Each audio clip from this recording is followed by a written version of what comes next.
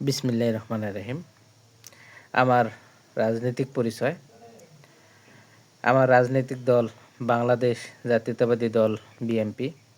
আমি ২০০৭ সালে দিনাজপুর ফুলবাড়ী উপজেলার ফুলবাড়ী সরকারি কলেজের এইচএসসি ছাত্র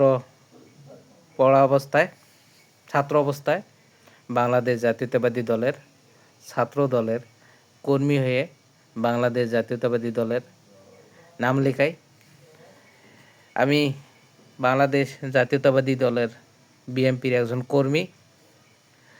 অনলাইনে রাজনৈতিক প্রকাশ করি। আমি পেশার মধ্যে আছি। আমার গ্রাম, আমার নিজ জেলা রংপুর। গ্রামের নাম লালদারপুর, ওয়ার্ড ২ নম্বর, ইউনিয়ন ১২ নম্বর, মিলনপুর, পোস্ট গোপালপুর, উপজেলা মিঠাপুকুর, জেলা রংপুর। আমি রংপুরের ছেলে। পিতার নাম মোহাম্মদ সাইফুল ইসলাম, মাতার নাম মজিদা বেগম। আমার বাবা ২০১৬ সালে মারা গেছে। বাবা পেশায় ছিলেন মাদ্রাসার প্রিন্সিপাল। আল্লাহ পাক বাবাকে জান্নাতবাসী করুক। মা গৃহিণী, মা ৫ ওয়াক্ত নামাজ পড়ে। আমরা ২ ভাই ৫ বোন। ভাই বোনেরা সবাই বাংলাদেশ জাতীয়তাবাদী দলের বিএনপির সমর্থক। সবাই বাংলাদেশ জাতীয়তাবাদী দলকে ভালোবাসি। আমরা সবাই বিশ্বাস করি আমরা ভাই বোনেরা ইনশাল্লাহ ২০২৬ সালে ১২ ফেব্রুয়ারি বাংলাদেশ জাতীয়তাবাদী দল বিএনপি ক্ষমতা আসবে। আর আমি নিজে মনে প্রাণে বিশ্বাস করি এবং আল্লাহর কাছে, সৃষ্টিকর্তার কাছে প্রার্থনা করি, দোয়া করি ২০২৬ সালে বাংলাদেশ জাতীয়তাবাদী দল বিএনপি সরকার গঠন করবে। বাংলাদেশ জাতীয়তাবাদী দলের যত এমপি প্রার্থী আছে সবাই ধানের শীষ প্রতীক নিয়ে বিজয়ী হবে এবং প্রত্যেক এমপি বিপুল ভোটে জয়লাভ করে এমপি হবে। আর প্রধানমন্ত্রী হবে বাংলাদেশ জাতীয়তাবাদী দলের চেয়ারম্যান, আগামীর রাষ্ট্রনায়ক জনাব তারেক রহমান। বিএনপি চেয়ারম্যানের সুস্বাস্থ্য কামনা করি। সকল এমপি পদপ্রার্থী সুস্বাস্থ্য কামনা করি। আমি গ্রামের ছেলে। আমাদের গ্রামে সেরকম উন্নয়ন হয় নাই। শুধু কৃষি জমির উপর নির্ভর করতে হয়। গ্রামে নেই আশেপাশে ভালো স্কুল, ভালো মাদ্রাসা, ভালো প্রাথমিক বিদ্যালয়। শিক্ষার মান খুব ভালো নেই। ইনশাল্লাহ ২০২৬ সালে ১২ ফেব্রুয়ারি বাংলাদেশ জাতীয়তাবাদী দল বিপুল ভোটে জয়লাভ করে সরকার গঠন করলে বাংলাদেশ জাতীয়তাবাদী দল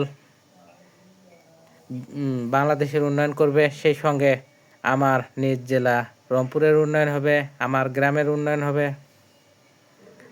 আমার বাবা মাদ্রাসার প্রিন্সিপাল ছিলেন। আমি সেই সুবাদে ২০০৫ সালে দাখিল পাশ করি। মাদ্রাসা জীবন আমার ১০ বছর কেটেছে। মাদ্রাসার ছাত্র। আমি মাদ্রাসায় পড়ালেখা করেছি দিনাজপুর জেলার নবাবগঞ্জ উপজেলার বোয়ালমারী কাজদহ ফাজিল মাদ্রাসা থেকে। আমার বাবা সেই মাদ্রাসার প্রিন্সিপাল ছিলেন। আল্লাহ পাক বাবাকে জান্নাতবাসী করুক।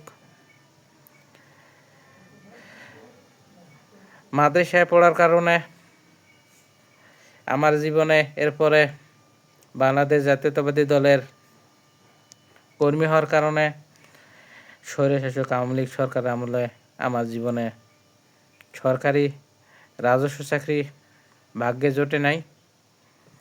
আল্লাহ পাকের কি নিয়ামত, স্বৈরশাসকের পতন হয়েছে। এই পৃথিবীতে ক্ষণস্থায়ী যে স্বৈরশাসক বাংলাদেশটাকে চুষে খেয়েছিল, আওয়ামী লীগ সরকারের পতন হয়েছে, স্বৈরশাসক পতন হয়েছে। বাংলাদেশ লুটতারা দেশের দেশ না, বাংলাদেশ হচ্ছে মা মাটির দেশ।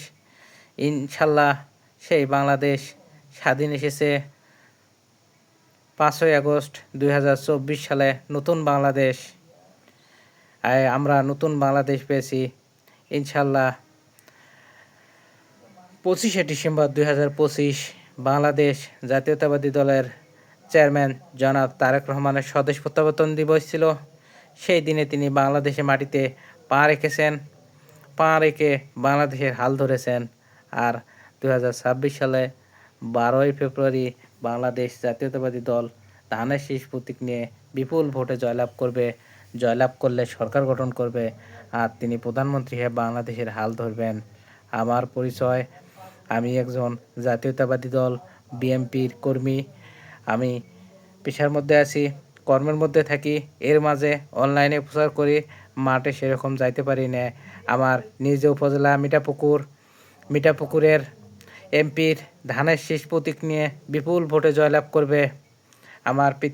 আমার এমপি ওখানে আছে, ধানের শীষ প্রতীক নিয়ে অধ্যাপক গোলাম রব্বানী ভাই বিপুল ভোটে জয়লাভ করবে, এই আশায়